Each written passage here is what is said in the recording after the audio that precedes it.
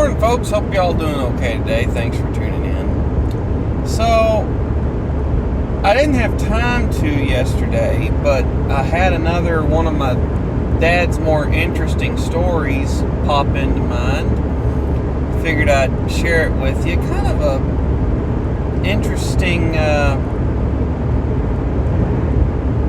story in my opinion. This would have been late 60s, early 70s. My dad had I don't even remember what year it was, Ford Custom. It had a straight six engine in it. And according to him, it was just wore out. It was burning oil, it wasn't running like it should. Just a wore out old engine. And he had been saving his pennies, according to him, to go out and buy a junkyard engine out of a wreck that would fit that old car. Well, right around that time, his grandfather from across the country ended up in state.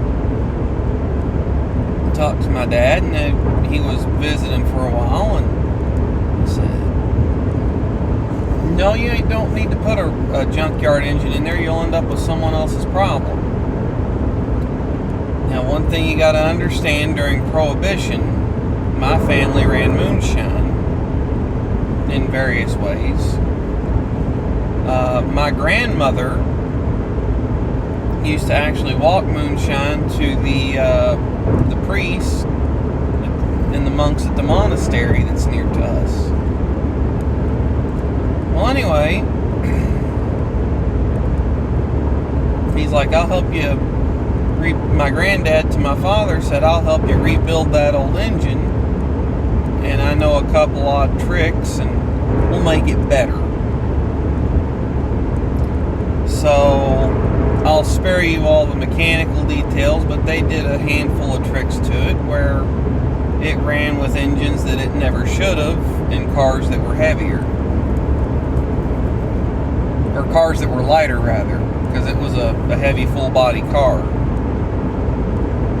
Well,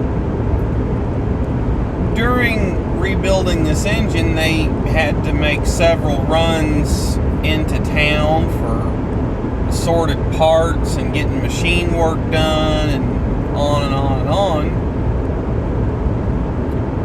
One time, they were driving back from the store,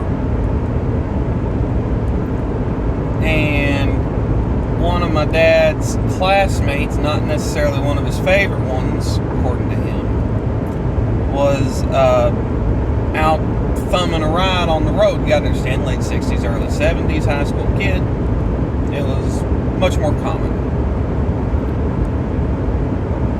And my dad didn't really feel like putting up with this guy, and so he just eases on over to the other side of the road, goes around him, and my dad's classmate yells a slew of profanities at him, and my great-granddad hears this, says, "We ought to turn around and go whip him for talking that way to you." Dad said, "He ain't even worth the time." Well, they get back to the house and keep working on the engine and putting the engine back in the car, or whatever they were doing.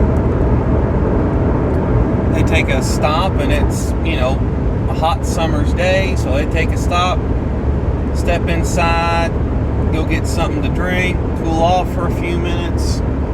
My dad looks at his granddad and said, "Well, he's still walking in the heat." So, I don't know if there's a moral to that story,